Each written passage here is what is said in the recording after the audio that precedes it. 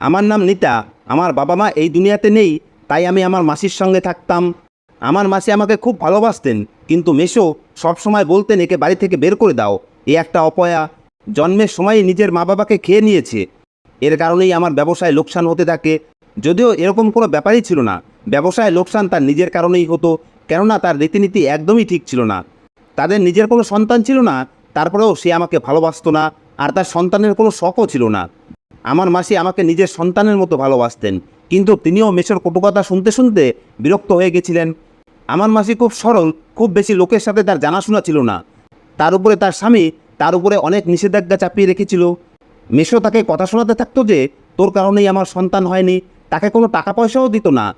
তারপরেও এটা সেটা করে মাসি আমার জন্য কিছু না কিছু বানাতে থাকতো। মাসি বলতো এখনও তোর বয়স হয়নি, আর আমি এখনই তোর বিয়ে দিতে চাই না, কিন্তু আমি বাধ্য। এই লোকটা সবসময় কথা শোনাতে থাকে, আর তুইও এখন বড় হয়ে গেছিস, তুই নিজেও বুঝতে পারিস যে এর কথা কত খারাপ। এই সব সময় নিজের মুখ থেকে বিষ উগড়াতে থাকে। তাই তিনি আমার বিয়ে দিয়ে দেন, আর আমাকে বলেন আমি যেন নিজের শ্বশুরবাড়িতে সম্মান আর শান্তিতে থাকি। আমাকে কখনোই যেন তার কাছে ফিরে আসতে না হয়, না হলে আমার মেসোর এই কথাটা আরও বেশি বিশ্বাস করে নেবে যে আমি অপয়া। এমনিতেও মাসি নিজের দায়িত্ব থেকে অনেক বেশি করে দিয়েছেন, তিনি আর কী বা করতেন। আমার কারণে না জানি তাকে কত কথা শুনতে হয়েছে, তারপরেও সে আমাকে খাইয়ে পরিয়ে মানুষ করেছে, কিছুটা পড়াশোনা করিয়েছে, আর এখন আমার বিয়েও দিয়ে দিয়েছে। এখন আমার কোনো অধিকার নেই যে আমি বারবার তার কাছে গিয়ে তাকে বিরক্ত করব। আমি জানতাম আমার নিজের একদিন সংসার হবে, সেটা যেমনই হোক না কেন। আমার স্বামী তাতে আমাকে যাই বলুক না কেন, আমি সেখানেই কষ্ট করে পড়ে থেকে যাব। আমার মাথার উপরে ছাদ তো থাকবে, আমাকে কারো মুখের দিকে তাকিয়ে থাকতে হবে না, কেননা আমি আমার স্বামীর দায়িত্বে থাকবো। না হয় 3 বেলার পরিবর্তে 2 বেলা খাবো, কিন্তু ঘর তো আমার নিজের হবে। আমার মেসো আমার সম্বন্ধ খোঁজার জন্য কিছুই করেনি, ব্যাস আমার মাসি লোকের সাথে কথা বলে এই সম্বন্ধটা তিনি পেয়ে যান। তারা মিথ্যা বলেছিল যে আমাদের ছেলে এত টাকা ইনকাম করে। আমার স্বামীর নাম পঙ্কজ, আর ও সম্পূর্ণ বেকার ছিল। ও সারাদিন বাড়িতেই পড়ে থাকতো। ওকে ওর বাবা খুব বেশি কথা শোনাতো যে এখন তোর স্ত্রীও এসে গেছে, এখন এর খরচাও বাবার কাঁধে চাপিয়ে দিবি। ওর সোনো পাউডারের খরচ আমি পূরণ করতে পারবো না, নিজের স্ত্রীর খরচ নিজেই পূরণ কর। আমার শাশুড়ি আমাকে বলতো যে সব মেয়েরাই পুরুষকে দিয়ে কাজ করিয়ে নেয়, আর তুমি নিজের স্বামীকে ঠিক করতে পারছো না। যদিও আমি এটাই ভাবতাম যে বাবা মা হয়েও আপনারা ওকে ঠিক করতে পারেননি, তাহলে আমি কি করব। এমনিতেও যদি স্ত্রী তার স্বামীকে বেশি কথা বলে তাহলে তাকে অসভ্য বলা হয়। আমার স্বামী কথায় কথায় তাদের সাথে ঝগড়া শুরু করে দেয়, আমার সাথেও এটাই হচ্ছিল। শাশুড়ি শ্বশুরের কথা শুনে আমি আমার স্বামীর সাথে লড়াই ঝগড়া করতাম, কিন্তু তারপরেও ও কোনো কাজ করতো না। না জানি ওর কী সমস্যা ছিল। ও বলতো যে আমি চিরদিন এরকম বসে বসেই খাবো, আর এরকম বসে বসে খাওয়ার সুযোগ কজন পায়, এটা সবার কপালে জোটে না। আমি আমার স্বামীকে অনেক বোঝাতাম, কিন্তু ও শুনতোই না। একদিন আমার শাশুড়ি আমাকে পরিষ্কার বলে দিল, যতদিন অবধি তোমার স্বামী কোনো কাজ না করবে ততদিন তুমি ওর সন্তান জন্ম দেবে না, না হলে ওর সন্তানের খরচও আমাদেরকেই টানতে হবে। এখন অবধি তো এই ঘরে যে খাবার বেঁচে যেত সেটা আমি খেয়ে নিতাম। কখনো কখনো খাবার খেতাম না, সমস্তটাই স্বামীর জন্য রেখে দিতাম। স্বামীকে বারবার বোঝাতাম যে তুমি কেন এরকম করছো, তুমি কি দেখতে পাও না যে তোমার বাবা মা তোমাকে কত কথা শোনায়। ও বলতো বাবা মা তো সবাইকেই কথা শোনায়, আমার বাবা মা আমাকে খুব ভালোবাসে। আমি তাদের বিয়ের 4 বছর পরে জন্মেছিলাম, তারা আমাকে খুবই ভালোবাসে, ব্যাস তারা এই ভালোবাসা দেখায় না। আর যদি আমি কারো খাই তাহলে নিজের বাবার খাই, অন্য লোকের তো খাচ্ছি না, আর কোথাও থেকে চুরি করেও খাচ্ছি না। আমি আমার স্বামীকে কিভাবে বোঝাতাম যে যখন অন্য কেউ বেশি কথা শোনায় সেটা তবুও সহ্য করা যায়, কিন্তু যখন নিজেরই বাবা মা এইরকমভাবে কথা শোনায় তখন খুব খারাপ লাগে। এর থেকে তো ভালো হতো যে ও কোথাও থেকে চুরি করে নিয়ে আসতো, লোকজন ওকে চোর বলতো। কিন্তু এখন তো লোক ওকে অকর্মা, নিষ্কর্মা, কুড়ের বাদশা বলে। আর এই সব কিছু খুব খারাপ লাগে, কেননা ও আমার কাছে আমার জন্য সবচেয়ে সম্মানীয় মানুষ। যেসব মহিলারা নিজের স্বামীকে সম্মান করে না সেখানে ভালোবাসা থাকতেই পারে না, সেখানে হয়তো প্রয়োজন থাকে অথবা বাধ্যবাধকতা থাকে। আমি চাইতাম না যে আমাদের সম্পর্ক বাধ্যবাধকতার সম্পর্ক হয়ে যাক, কিন্তু ওর তো লেকচারই শেষ হতো না। ও বলতো যে এই বাড়িতে কি আমার কোনো অধিকার নেই, আমি কি এই বাড়ির ছেলে না, আর তুমি এই বাড়ির বউ, সারাদিন এই বাড়িতে কাজ করতে থাকো, এনাদের কাপড় ধুয়ে দাও, বাসনপত্র ধুয়ে দাও। তাদের এরকম কথা বলা উচিত না, কিন্তু এরা যেহেতু বড় তাই এদের কথা শুনে নাও। কিন্তু আমরা আমাদের অধিকার নিয়ে আছি, এমন তো নয় যে আমরা কোনো কাজ করছি না। সারা বাড়ির বাজার আমি নিয়ে আসি, দুধ দই নিয়ে আসি, মা আমাকে দিয়ে পাকা পরিষ্কার করায়। আগে বাড়িতে মা অসুস্থ থাকলে আমি বাসনপত্র ধুয়ে দিতাম। আমার স্বামীর কথা খুব অদ্ভুত লাগতো, ও বুঝতেই চাইতো না যে পুরুষ মানুষের কাজ টাকা ইনকাম করা। আমার শ্বশুর শাশুড়ি জেনে বুঝে ওর সাথে এরকম ব্যবহার করতো যাতে ওর একটু লজ্জা হয়, কিন্তু আমার স্বামীর কোনো অনুভবই ছিল না। আমার শাশুড়ি বলেছিল যে তুমি বাচ্চা জন্ম দেবে না, কিন্তু এতে মেয়েরা কী করতে পারে। যখন আমি জানতে পারলাম যে আমি প্রেগনেন্ট, তখন আমার শাশুড়ি আমাকে খুব বেশি কথা শোনাতো, আর আমিও খুব টেনশনে পড়ে গেছিলাম, কেননা সত্যিই বাচ্চা হলে অনেক খরচ বেড়ে যাবে।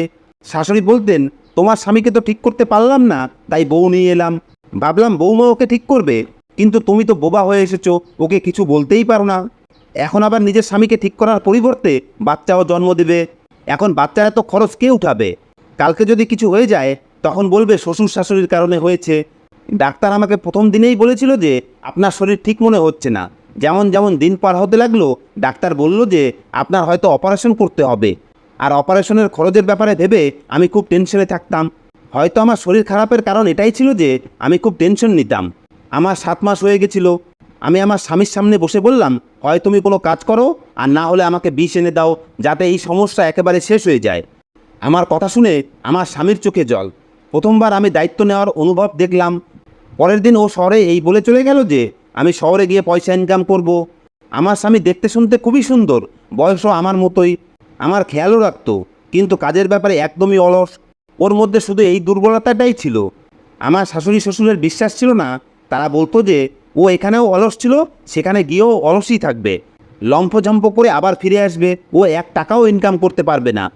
ও যাওয়ার পরে আমি ভগবানের কাছে খুব প্রার্থনা করতাম যে সব কিছু যেন ঠিক হয়ে যায়, আমার স্বামী ওখানে গিয়ে যেন কোনো কাজ পেয়ে যায়। ভগবানের কৃপায় 1 মাস পরেই আমার স্বামী আমার নামে মানি অর্ডার পাঠালো। যখন আমার নামে মানি অর্ডার এলো তখন আমি অবাক হয়ে গেলাম। আমার শ্বশুর শাশুড়ি বললেন 500 কিংবা 1000 টাকা হবে হয়তো, তাও হয়তো কারো কাছ থেকে চেয়ে নিয়ে পাঠিয়েছে, আর তুমি শুধু শুধু এত খুশি হচ্ছ। যখন আমি কাগজ করলাম তখন তার মধ্যে অনেক টাকা দেখে আমার চোখে আনন্দের অশ্রু এসে গেল। ওর ভিতরে পুরো 15,000 টাকা ছিল। আমার শ্বশুর শাশুড়িও অবাক হয়ে গেছিল। সেই টাকা দিয়ে আমি আমার সন্তানের জন্য জিনিস নিয়ে নিলাম, আর সেই সমস্ত জিনিসও নিলাম যেগুলো আজ অবধি আমি নিতে পারিনি। বাকি টাকা আমি শ্বশুরকে দিয়ে দিলাম। তিনিও চুপচাপ টাকা রেখে দিলেন, কিন্তু তার মুখ বন্ধ হয়ে গেছিল। দ্বিতীয় মাস আসতে চলেছে। আমার বিশ্বাস ছিল আমার স্বামী অবশ্যই টাকা পাঠাবে, কিন্তু এইবার টাকা এলো না, বরং এই খবর এলো যে আমার স্বামী এই দুনিয়া থেকে চিরদিনের জন্য চলে গেছে। ও যেখানে কাজ করতো সেই জায়গায় আগুন লেগেছিল, ফলে তার লাশও পাওয়া যায়নি। আমরা সবাই দুঃখে বেহাল হয়ে গেছিলাম। আমার শাশুড়ি আর শ্বশুর খুব দুঃখী ছিলেন, তাদের অবস্থা খুবই খারাপ হয়ে গেছিল। তারা বলছিলেন সবে তো আমাদের ছেলে ঠিক হয়েছিল, টাকাও ইনকাম করতে শুরু করেছিল, কিন্তু বেচারা অকালে এই দুনিয়া থেকে চলে গেল। আমার মাসি আর মেসো এই খবর পেয়ে এখানে এলেন। মাসি আমাকে সান্ত্বনা দিচ্ছিলেন, কিন্তু আমার মেসো বলতে লাগলেন এটা তো হওয়ারই ছিল। এই মেয়েটা যাকে আমরা আপনাদের দিয়েছিলাম এ অপয়া, এ নিজের মা বাবাকেও এইভাবেই খেয়ে ফেলেছিল, তারাও দুর্ঘটনায় মারা গেছিল, তাদের তো শেষবার দেখারও সুযোগ পায়নি। আমার শাশুড়ি আর শ্বশুরের মাথায় এই কথাটা ঢুকে গেল। যখন আমার বাচ্চা জন্ম নিল তখন তারা ওকে কোলে তো নেয়নি, বরং আমাকেও বাড়ি থেকে বের করে দিল। তারা বললেন তোর কারণেই এই সব কিছু হয়েছে। আমি এখন পুরো রাস্তায় এসে গেলাম। মেসো এমনিতেও আমাকে তার বাড়িতে ঢুকতে দেবে না, আর মাসি এতে কিছু করতেও পারবে না। তাকে তো দিনরাত ডিভোর্সের ধমকি দিতে থাকতো। তাই আমি মাসির কথা চিন্তা করে সেখানে আর যেতে পারলাম না। আমার গলায় একটা সোনার চেন ছিল, আমি সেই সোনার চেনটা বেচে দিলাম, আর আমিও শহরে চলে এলাম। এখানে এসে একটা ঘর ভাড়া নিয়ে নিজের জন্য কাজ খুঁজতে লাগলাম। এখানে একজন মহিলা ছিল যার স্বামীও নেই, কোনো ছেলেপুলেও নেই। সে আমাকে একটা বাড়ির ঠিকানা দিয়ে বলল, যদি তুমি সেখানে নিজের জন্য কাজ জোগাড় করে নিতে পারো তাহলে 15-20 হাজার টাকা বেতন পেয়ে যাবে, যেটা তোমার আর তোমার বাচ্চার জন্য অনেক হবে। তারা তোমাকে থাকার জন্য জায়গাও দেবে, খাবারও তারাই দেবে, আর হতেও পারে ঘরের কোনো পুরনো জিনিস আর পুরনো কাপড়ও তোমাকে দিয়ে দেবে। পরের দিন সকালেই আমি নিজের বাচ্চাকে নিয়ে তার বাড়িতে চলে গেলাম। বাড়ি তাদের সত্যিই খুব বড়। সেখানে একটা মালিও কাজ করতো, গেটের কাছে চৌকিদারও বসা থাকতো। আমি চৌকিদারকে বলে ভেতরে গেলাম মালিকের সঙ্গে দেখা করার জন্য। ভিতরে গিয়ে দেখলাম এই বাড়ির মালিক একজন মহিলা। তিনি খুব সুন্দরী আর বড়লোকও ছিলেন। তিনি আমাকে দেখে অবাক হয়ে বললেন, তোমাকে দেখে তো চাকরানি মনে হচ্ছে না। আমি বললাম, সবই কপাল মালকিন, না হলে আমি সত্যিই কাজ করার চাকরানি নই। তিনি বললেন, এই ছেলেটা তোমার? আমি বললাম, হ্যাঁ, এটা আমার ছেলে, এর বয়স 6 মাস। তিনি বললেন, বাচ্চার সাথে নিয়ে বাড়ির সমস্ত কাজ করতে পারবে? এমনিতেও তোমাকে শুধু রান্না করতে হবে আর কিছুটা পরিষ্কার পরিচ্ছন্ন করতে হবে। অন্য একজন মহিলাও রাখা আছে যাকে দিয়ে আমি অন্যান্য কাজ করাই, ওকে দিয়ে রান্না করাই না। এই কারণেই আমার খাবার রান্না করার জন্য কাউকে চাই। এর মানে তিনি আমাকে খাবার রান্না করার জন্য রাখতে চাইছিলেন। আমি বললাম, আমি আরামসে এসব করে নেব, আমার কোনো অসুবিধাই হবে না। এই মালকিন নিজেও প্রেগনেন্ট ছিলেন, তার হয়তো ডেলিভারির সময় দেরি আছে। তিনি আমাকে বললেন, আজকের খাবার রান্না করো, যদি তুমি ভালো খাবার বানাতে পারো তাহলে তোমাকে চাকরিতে রেখে দেবো। আমি খাবার রান্না করার জন্য রান্নাঘরে চলে গেলাম। আমি আমার ছেলেকে এক সাইডে শুয়ে দিলাম। আমার ছেলের অভ্যাস হয়ে গেছিল, কান্না করতে করতে নিজেই চুপচাপ হয়ে যেত আর ঘুমিয়ে পড়তো। আমি ভাবতাম যে এই বেচারা কত দুর্ভাগা, বাবা এই দুনিয়া থেকে চলে গেছে, মা লোকের বাড়িতে চাকরানি হয়ে গেছে, আর তাদের থাকার জন্য কোনো জায়গাও নেই। আমি খাবার রান্না করছিলাম, সেই সময় দ্বিতীয় চাকরানি বলল, এই মালকিন খুবই ভালো মানুষ, এনার স্বামী আগে এনার সাথেই থাকতো, কিন্তু কয়েক বছর থেকে বাইরের দেশে চলে গেছে, এই কারণে তিনি একাই থাকেন। খাবার দাবারের উপরে এনার খুব শখ, আর এই বাড়িতে অনেক লোক আসতে যেতে থাকে, আর তোমাকে ভালোই বেতন দেবে। এখন অবধি টাকার কথা হয়নি, কিন্তু আমি খুব মন দিয়ে 3-4 রকমের জিনিস বানিয়ে তার সামনে হাজির করলাম। যখন তিনি খাবার দেখলেন তখন তার চেহারা দেখে এরকম মনে হচ্ছিল যে এই খাবারগুলো দেখে তার খুব ভালো লেগেছে। এরপরে তিনি খাবার টেস্ট করে হতবাক হয়ে গেলেন। তিনি বললেন, তুমি তো সত্যিই খুব সুন্দর রান্না করো। খাবার খাওয়ার পরে তিনি আমাকে বললেন, তোমাকে মাসে 20,000 দেব। তার কথা শুনে আমি খুব খুশি হয়ে গেলাম। এরপরে তিনি আমাকে আমার কোয়ার্টারও দেখিয়ে দিলেন, যেখানে সামান্য কিছু জিনিস আগে থেকেই রাখা ছিল। আমার তো খুশির কোনো ঠিকানা রইল না। তাছাড়াও তিনি আমাকে কিছু টাকা দিলেন আর বললেন, নিজের আর বাচ্চার জন্য কিছু জামা কাপড় নিয়ে নিও, সামনেই ঠান্ডা পড়তে চলেছে। মালকিনের ব্যবহার দেখে আমি খুব খুশি হয়ে গেলাম আর সেখানেই কাজ করতে লাগলাম।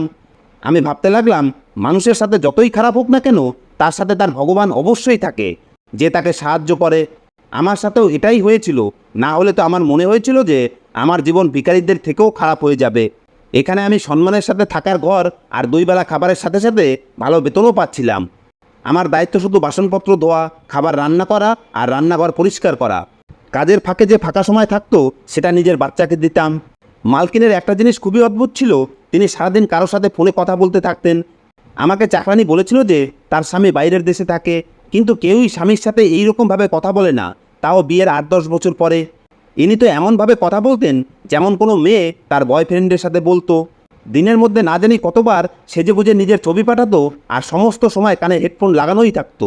মালকিনকে এভাবে তার স্বামীর সাথে কথা বলতে দেখে আমার হৃদয়েও স্বপ্ন জেগে উঠত যে আমি আমার স্বামীকে ঠিকভাবে সময় দিতে পারিনি। যে সময় তার সাথে আমার লেখা ছিল সেটাও আমরা ঝগড়া করেই কাটিয়ে দিয়েছি। কেননা আমার শাশুড়ি আমাকে প্রতিদিন বলতো যে তুমি যদি স্বামীর সঙ্গে ভালো ব্যবহার করতে থাকো তাহলে ও কখনোই কাজ করবে না। তুমি ওর উপরে প্রেশার সৃষ্টি করো, তার উপরে চাপ দাও, ওকে বলো যে আমার এটা চাই ওটা চাই, যাতে ও তোমার কথা শোনে। আর এই সমস্ত কথা নিয়েই আমাদের মধ্যে ঝগড়া হতে থাকতো। এখন সে এই দুনিয়াতে নেই, যদি দেখা যায় তাহলে স্বামী হিসাবে সে খুব ভালো মানুষ ছিল, দেখতেও সুন্দর ছিল। আমাদের ঘরের পরিবেশ সবসময় হাসি খুশি থাকতো, যতক্ষণ না আমি ওর সঙ্গে এইসব কথা বলতাম। বেচারা নিজের সন্তানের মুখও দেখতে পায়নি। একদিন আমি আমার ছেলেকে নিয়ে রান্নাঘরেই বসেছিলাম, রান্না হয়ে গেছিল, তাই কিছুটা সময় হাতে ছিল, সে কারণে আমি তার সাথে খেলছিলাম। সেই সময় অন্য চাকরানি আমার ছেলের পায়ের দিকে তাকিয়ে বলল, আরে এটা কি, এর পায়ে তো 3টা আঙ্গুল। আমি বললাম, হ্যাঁ, এ জন্ম থেকেই এরকম। তখন সে বলল, বড় হলে তো এর হাঁটাচলা করতে অসুবিধা হবে। আমি বললাম, এটা তো আমি জানি না, কিন্তু ভগবান না করুক এরকম যেন কিছু না হয়। আমি আরও বললাম, এর বাবার পায়েও 3টা আঙ্গুল ছিল, কিন্তু তার তো হাঁটতে চলতে কোনো অসুবিধা ছিল না, আর আমার সন্তান একদমই নিজের বাবার মতো হয়েছিল। কিন্তু আমি ওই চাকরানির কথা শুনে খুব টেনশনে ছিলাম, জানি না ওর জীবনে কি হবে। একজন চাকরানির ছেলে হয়ে ও কি আর করতে পারবে? লোকে সারা জীবন ওকে কথা শোনাবে যে তোর মা তো লোকের বাড়িতে চাকরানির কাজ করতো। একদিন আমি একটা খুব অদ্ভুত জিনিস নোটিশ করলাম, বাড়ির মালকিন সারাদিন কারোর সাথে খুব ভালোবাসার কথা বলতে থাকতো, কিন্তু 1-2 বার তার সাথে ঝগড়া হয়েছিল, তখন মালকিন তার সাথে এমন খারাপভাবে কথা বলতো যে আমি অবাক হয়ে যেতাম। একদিন তো মালকিন বলছিলেন, আরে কি করব, আমি কি সারাদিন তোমার সাথে বসে কথা বলতে থাকবো, আর কোনো কাজ নেই আমার? আমাদের বিয়ে 12 বছর হয়ে গেছে, 12 সপ্তাহ না যে আমি তোমার সাথে এই রকম কথা বলতে থাকবো। তারপরে তিনি নিজের স্বামীকে এটাও বলতেন যে আমি তোমার সাথে এই ধরনের কথা কেন বলবো। আমি কিছুই বুঝতে পারতাম না। একদিন আমি খাবার রান্না করছিলাম, দ্বিতীয় চাকরানি মালকিনের জন্য কফি বানাচ্ছিল। আমি তাকে বললাম, মালকিনকে কফি দিও না, এই অবস্থায় কফি খাওয়া ভালো না। সে বলল, কি অবস্থা? আমি বললাম, তার সন্তান হবে। আমার কথা শুনে সে হাসতে লাগলো আর বলল, তার বাচ্চা কোথা থেকে হবে? তার স্বামী তো 3 বছর থেকে বাড়িতেই আসেনি। আমি বললাম, তুমি দেখোনি তার পেট কেমন বড় হয়ে গেছে? সে বলল, মালকিন বড়লোক মহিলা, আর বড়লোক মহিলাদের বসে খেয়ে খেয়ে এরকমই হয়, তারা ভালো ভালো খাবার খেতে থাকে, তাই পেটে চর্বি জমে যায়। আমি নিজেও বাচ্চার জন্ম দিয়েছি, এই কারণে আমি জানতাম যে কোনো মহিলার যদি বাচ্চা হওয়ার হয় তাহলে তাকে কেমন দেখতে লাগে। মালকিনের সন্তান হতে যাচ্ছে, কিন্তু হয়তো তিনি এই কথাটা কাউকে বলেননি, তাই আমি চুপ হয়ে গেলাম। তার বাড়িতে আমরা থাকছি, তার দেওয়া পয়সায় আমাদের জীবন কাটছে, তার লবণ খাচ্ছি, তাই আমার তার ব্যাপারে এই রকম জাসুসি করা উচিত না। এই কারণে আমি ওই চাকরানির সাথে আর বেশি কথা বললাম না। কালকে যদি এই কথা মালকিন অবধি পৌঁছে যায় আর তার যদি খারাপ লেগে যায়, তাহলে দিন এভাবেই কাটতে লাগলো। কিন্তু এক রাতে আমি অবাক হয়ে গেলাম যখন আমার কোয়ার্টারের দরজায় ধাক্কার আওয়াজ এলো। আমি দরজা খুলে দেখলাম যে মালকিন রাতের এই সময় কালো চাদর গায়ে দিয়ে দাঁড়িয়ে আছে। তাকে দেখে মনে হচ্ছিল যে তিনি বাইরে থেকে আসছেন। তিনি আমাকে নিজের ঘরে ডাকলেন। আমার ছেলে ঘুমিয়েছিল, তাই আমি চুপচাপ তার ঘরে চলে গেলাম। তিনি বললেন, কেউ যেন জানতে না পারে যে তুমি এখানে এসেছো। এখন আমার কথা মন দিয়ে শোনো। মালকিনের অবস্থা খুব অদ্ভুত লাগছিল। তাকে দেখে এরকম মনে হচ্ছিল যে তিনি অসুস্থ। কিছুক্ষণ আগেই আমি গাড়ির আওয়াজ শুনতে পেয়েছিলাম, কিন্তু আমার কোয়ার্টারের পিছনে মেন রোড আছে, তাই আমার মনে হয়েছিল যে গাড়ির আওয়াজ সেখান থেকেই আসছে। আমি জেগেছিলাম, কেননা রাতে এক দুইবার আমার ছেলে জেগে উঠত। একটু আগেই অনেক কষ্টে ওকে ঘুম পাড়িয়েছি। মালিক আমাকে বললেন, আমার তোমাকে দিয়ে খুব জরুরি একটা কাজ আছে, আমি শুধু তোমার উপরেই ভরসা করতে পারি। এই বাড়ির সমস্ত চাকরকে আমার স্বামী রেখেছে, এই কারণে সবাই তার আজ্ঞাবহ, কিন্তু আমি তোমাকে রেখেছি। আর তুমি জানো যে আমি তোমাকে প্রয়োজনের চেয়ে বেশি টাকা দিয়েছি।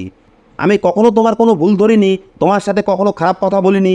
আমি বললাম, মালকিন আপনি খুব ভালো, আপনি সত্যিই আমার খুব খেয়াল রেখেছেন।